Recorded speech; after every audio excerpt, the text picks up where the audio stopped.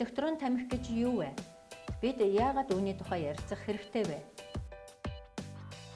Электрон тамхи зай хураагаараар ажилладаг. Электрон тамхи нь шингэнийг халааж уур үүсгдэг төхөөрөмж бөгөөд үүссэн уур буюу аэрозолоор хэрэглэгч амьсгалдаг. Зарим электрон тамхи никотин агуулаагүй гэдэгч үнэн хэрэгтээ никотин агуулсан байдаг. Электрон тамхинд хорт хавдар үүсгэгч бодисууд болон хар тугалаг хүнд металлууд агуулдаг. Гэтэл зарим улс оронд электрон тамхиг утаад тамхинаас гарахад тус дэмтэй байж болзошгүй хэмээн үзэх тохиолдлууд гарсан. Зарим улс орнуудад хийгдсэн судалгаанаас харахад залуучуудын дунд электрон тамхины хэрэглээ ихсэж байгаа нь анхаарал татаж байна.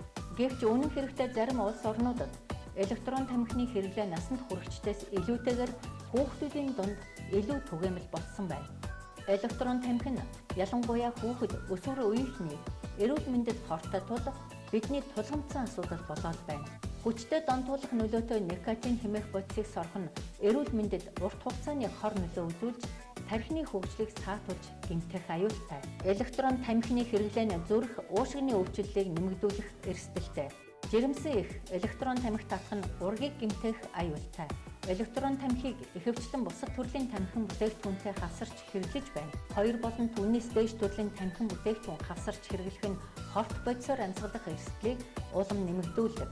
Электрон тамхи эрүүл мэндэд хортой гэдэг нь ямар ч эргэлзээгүй. Электрон тамхиг хуулийн дагуу хориглоогүй тохиолдолд хатуу хяналт зохицуулалт шаардлагатай. Хамгийн гол нь хүүхдээс хол байлгах нь чухал байна. Дэлхийн эрүүл мэндийн байгууллага дараах зөвлөмжийг өгч байна. Тамхи битгий тат, вейп битгий тат. Хүүхдийг никотины хортой нөлөөнөөс хамгаал. Тамхи татахыг хориглосон олон нийтийн газар электрон тамхич бүү тат. Электрон тамхины сурталчилгаа, дэмжлэг, ивент тэтгэх ажиллагаанд бүү оролц. Электрон тамхи хортой. Хэрэглэхгүй байх нь хамгийн зөв. Хэрв та тамхинаас гарахыг хүсэж байгаа бол тамхинаас гарах батлагдсан үр дүнтэй аргууд болох никотин орлуулах эмчилгээ болон бусад мэргэжлийн зөвлөгөө тусламжийн талаар эмчтэй зөвлөөрэй. Энэ бол таны амьдрал. Та никотинд хяналтаа бүү алд.